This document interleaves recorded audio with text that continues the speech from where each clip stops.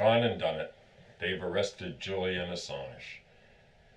See him dragged out of the embassy like that was kind of painful. Man has suffered enough, I think. Anyway, in Washington, the U.S. Justice Department, and you know about those guys, Mr. Barr.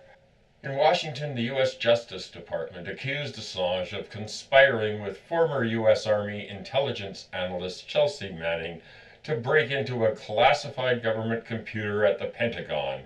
The charge was announced right after Assange was taken into custody. Now I'm sure he's going to get a fair trial in Trump's America. Well, been nice knowing you, Julian. Seriously, this is a very dangerous thing. Perhaps Bob Woodward, given the same thing, would be sent to solitary and tortured, which is probably what they're going to do to Julian. And it's pathetic, and my heart goes out to Mrs. Assange. What else is going on? I'm not trying to buy into stereotypes or anything, but sometimes, there is a certain amount of truth behind those stereotypes. Like Florida man threatened to destroy everyone with his reptile army. A Florida man reportedly threatened to destroy everyone by unleashing an army of turtles over the weekend. On Sunday, Thomas Devaney Lane was arrested in the town of Indialantic, about 120 kilometers south of Orlando, after cops received multiple calls about a man who was making a scene at several businesses. Oh, here's another guy right around my age, 61 years old, and he's running around proclaiming himself as a saint while allegedly threatening to unload his reptile army to destroy everyone. He was reportedly picked up by an officer and was transported to police headquarters, where cops say he threatened, dispatched, and banged on the walls and glass before leaving the building. Cops later found Lane in the 7-Eleven parking lot.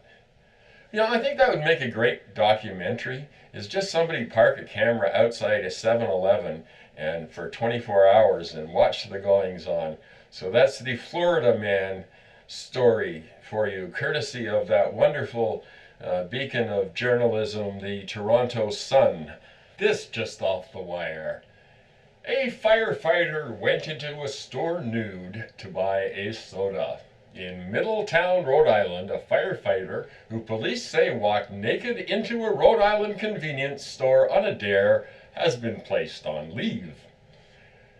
Police responded to a 7-Eleven in Middletown in the afternoon of April 3rd for a report of a naked customer. The owner said the man, with only a smile on his face, purchased a soda and left in a car. The car was later stopped with two fully clothed occupants. The 29-year-old passenger said she dared her boyfriend to go into the store nude because he said it was legal to do so in Rhode Island.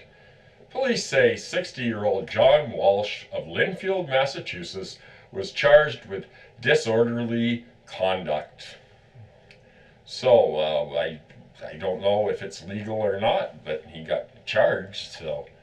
That's what a 60-year-old guy going out with a 29-year-old girl gets. This over at Reuters, the fine folks at Reuters.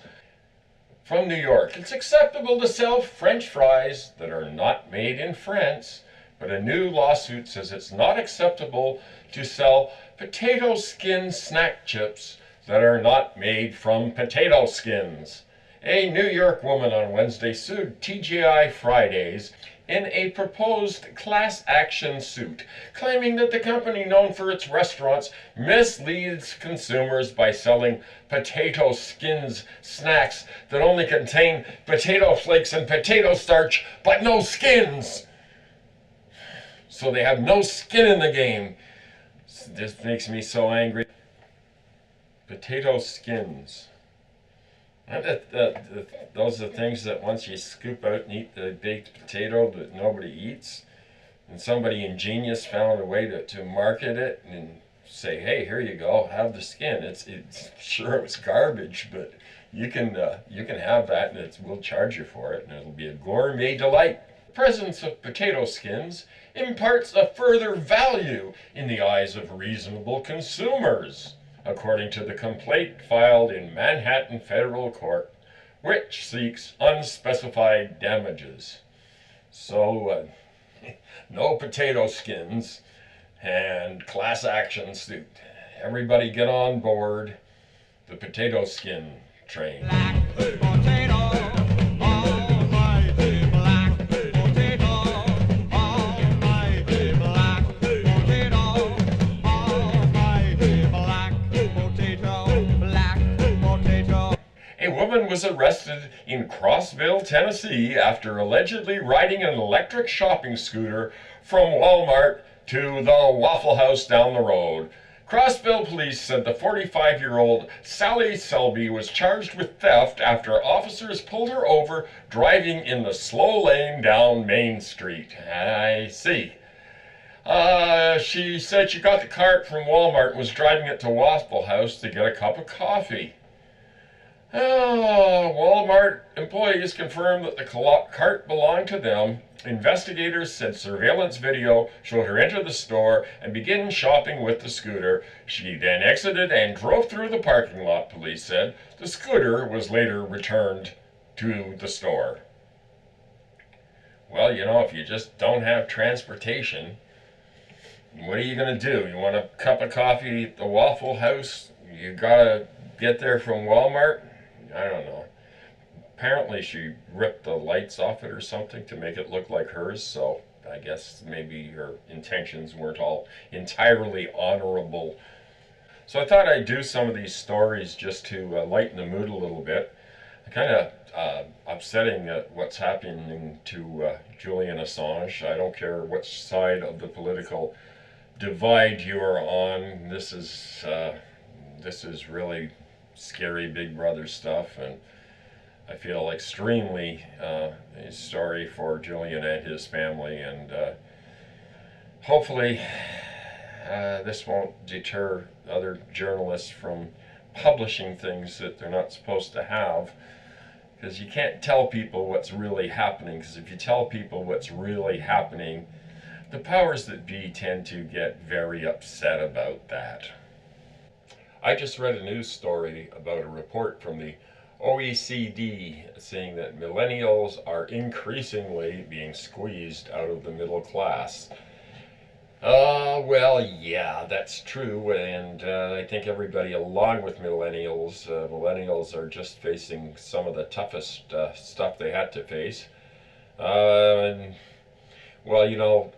I certainly wasn't solidly middle class or even middle class all of my life, because everybody I hung out with was equally financially challenged artist or musician. So yeah, I mean, it's amazing to me that so few take so much and leave so little for everybody else. But that's the way the world works these days, isn't it? The powerful against the weak, and seeing bullies seem to be thriving. Political bullies and corporate bullies and bullies of every shape and size. Bullies everywhere I look. Somebody wants to take advantage of somebody else and look at it as winning.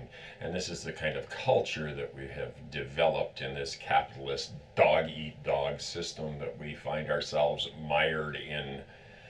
And I'd really like to thank all of you new supporters or new subscribers that I got, and I'd like to also shout out to the Natural Progressive.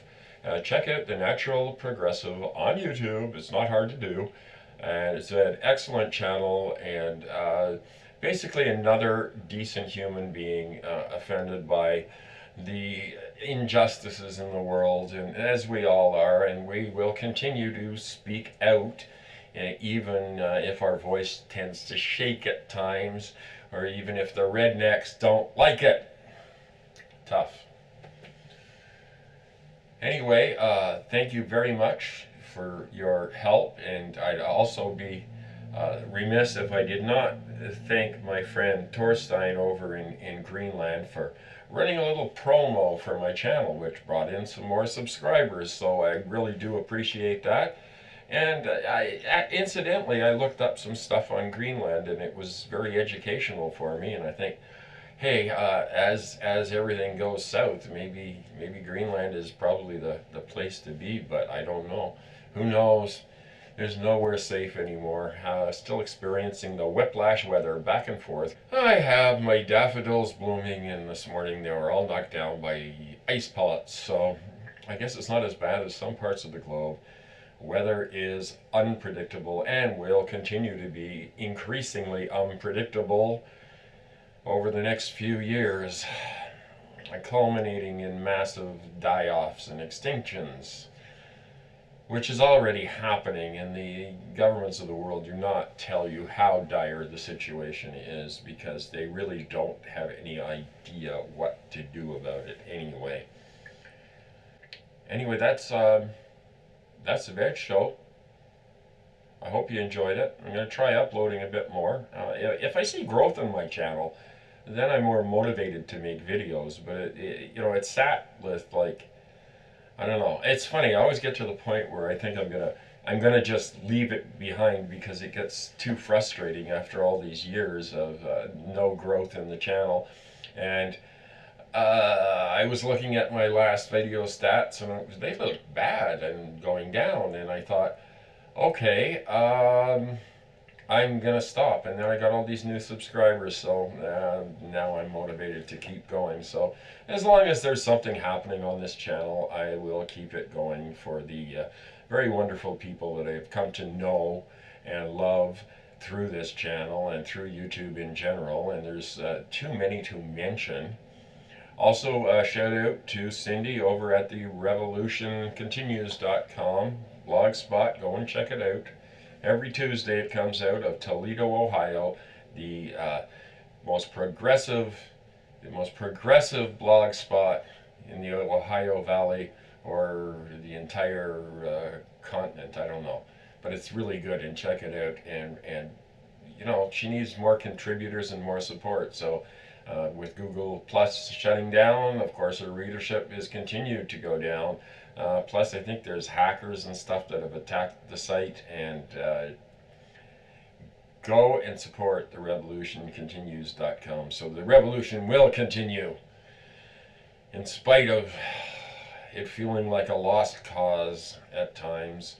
The decent people are still there, still want to make life better for others, and stop all this selfish nonsense that's been destroying our culture and our society for far too long.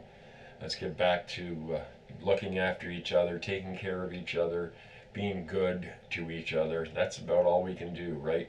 So until next time, I hope you'll tune in, and I hope you'll perhaps share this or subscribe if you're not subscribed. It's only one, you only got to click on the damn thing once, so it's not like I'm asking you to make any major sacrifices in your life. So I'll talk to you next time. Bye.